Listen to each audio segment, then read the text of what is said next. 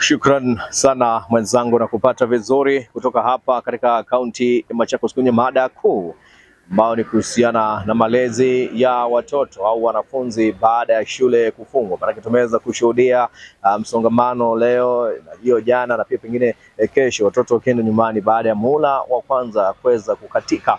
Na je, nini haswa kifanyike? Mzazi ana nafasi gani katika ulezi wa mwanae?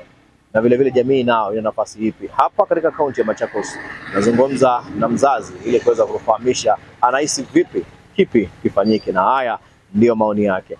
Kwanza nashukuru Mwenyezi Mungu kwa watoto walifungua shule wakaenda wakasoma, hakukuwa na uchomaji wa mashule, hakukuwa na indiscipline. Hiyo kwanza ni shukrani kwa Mwenyezi Mungu, na pia nashukuru walimu wetu kwa kukaa na watoto wetu kwa huo muda. Mimi kama mzazi, watoto wakitoka nyumbani wakienda shule, nashukuru Mungu. Wakirudi inafaa niwapatie majukumu ya nyumbani ndio wasipate nafasi ya kwenda nje na kukutana na wale watu wabaya wanawaelekeza unywaji wa pombe, unywaji wa sigara na bangi, na hii tabia mbovu ya kukimbizana na wasichana wenzao wa shule.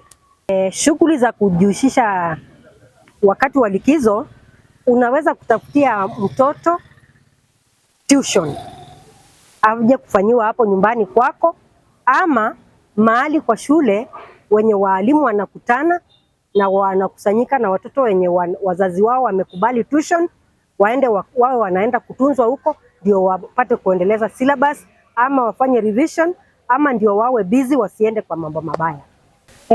Bila watoto kuadhirika nyumbani, unaweza kuwapatia kazi ya kuosha vyombo, kazi ya kukata nyasi kwa compound, kazi ya kukata fence, kazi ya kupika, na hata pia unaweza kuwaenda waweke vipindi vya kusoma kwa TV. Na hata wewe kama mzazi mnaenda mnaketi, mnaomba, mnasoma Biblia, unawaelekeza maneno mazuri, unawaambia na wasikose kwenda kanisa. Kazi ni nyingi kwa nyumba, watoto ndio wakae busy. Na hata uwaambie usiwakataze simu, waambie unaweza kuchukua saa moja, ingia kwa simu, ingia TikTok, ndio hata kazi bila kufanya kupumzika na upumzishe akili ni kazi yenye haiwezi saidia mtoto.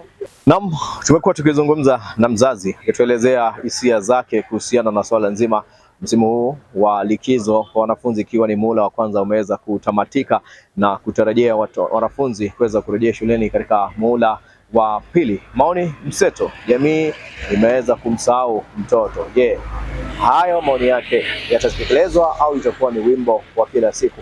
Mimi ni Nicholas Mbai, Runinga TV 47, kaunti ya Machakos.